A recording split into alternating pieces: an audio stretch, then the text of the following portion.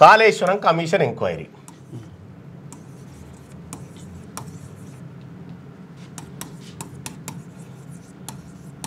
Kaleshwaram commission, ఆ తర్వాత విద్యుత్ కొనుగోళ్ల కమిషన్, గొర్రెల scam, phone tapping, ORR enquiry commission, 30 ఏళ్ళకు లీజుకి ఇచ్చింది, ఆ తర్వాత గొర్రెల స్కాము ఎంక్వైరీ, ఫోన్ ట్యాపింగ్, ఈ car race enquiry, phone tapping enquiry. ఇట్లా ఒక 100 రాస్తా. ఏ ఒక్కటైనా ముంగడిపోయిందా మీ పరిపాలన? అంటే వీళ్ళతో కాంప్రమైజ్ అయినా ఏం జరిగిందన్నట్టు. ఇవాళ Kaleshwaram enquiry commission enquiry report మీద వెలుగు దినపత్రికలో వచ్చిన వార్త సారాంశం ఏంది? ఎక్కువ మంది అధికారులు ఉన్నారు, వాళ్ళ మీద ఒకేసారి చర్య తీసుకుంటే ఒకేసారి చర్య తీసుకుంటే ఆ డిపార్ట్మెంట్ ఇబ్బంది పడుతుందా? ఏం పడదు. ఇది వార్త. నెక్స్ట్ అధికారులు ఉంటారు. ఇంకోటి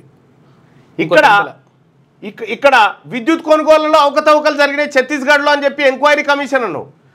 ఆ కమిషన్ ఎటుపోయిందో 16 నెలల.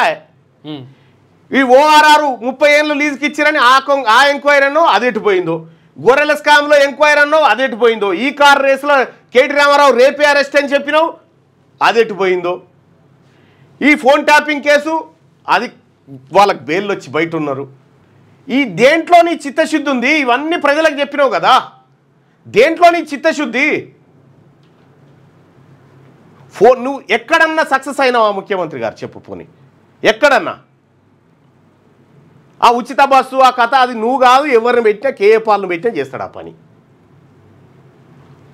దాంట్లో కొత్తగా తమరు చేసింది ఏం లేదు. నీవు ఇగో ఇవన్నిటి మీద చర్యలు తీసుకొని ఈ పైసలన్నీ గక్కిస్తామని పండవేటి తొక్తామంటే నీకు ముచ్చట ఈ కాంగ్రెస్ పార్టీకి అంతో కొంత నమ్మిరు. అది కేసీఆర్ మీద ఉన్న కోపంతో. మరి ఏ స్కామ్ ముంగటికి పోయింది? ఏ స్కామ్లో దోషులను పట్టుకొని ఏ స్కామ్లో బోన్లో నిలబెట్టి జైల్లో పెట్టినావు చూపెట్టు. ఒక్కటి చూపెట్టు. ఏమైనా ఈ కేసులన్నీ ఇవి చేయవు. ప్లస్ బీసీలకు ఇచ్చినటువంటి 42% రిజర్వేషను నేను ఏ బీసీ అడుగుతాడో చూస్తా, బీసీలను వట్టిగానే కొనేస్తా. ఇది ఎల్లకాలం నడవది ఈ అహంకారం. ముఖ్యమంత్రి గారు ఎల్లకాలం నడవది. ఇది దుర్మార్గంగా వ్యవహరిస్తా అంటే ప్రజలు కూడా అదే తరీకాలో ఆలోచిస్తారు. ఇలా ఎన్ని మంత్రి పదవులయ్యా? 42%. నిజంగా 56% అని చెప్పిన నువ్వు చెప్పిన కామారెడ్డి డిక్లరేషన్ ప్రకారమే సీఎం నువ్వు అవుతావా? ఎన్ని రోస్టార్ పాయింట్ల తర్వాత వస్తుంది మీకు? మీరు కేవలం అసెంబ్లీలో 13 మంది ఎమ్మెల్యేలు ఉండే ఇలా 60 మంది ఉన్నారు. అప్పర్ క్యాస్టు 60 మంది ఉన్నారు. మీరు 60 మంది బీసీలకు, మొత్తం ఎస్సీ ఎస్టీలకు 31 రిజర్వ్డ్ పోతే 88 మిగులుతాయి.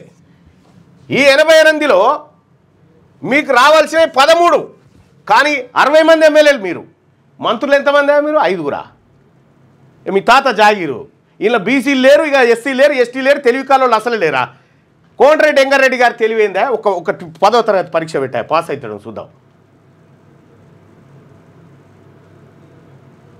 ఏ మంత్రి అన్నా నిజంగా ఆయమున్న మంత్రి ఉన్నాడా? గా శ్రీధర్ బాబు, లేకపోతే గా ఒకరిద్దరు తప్ప.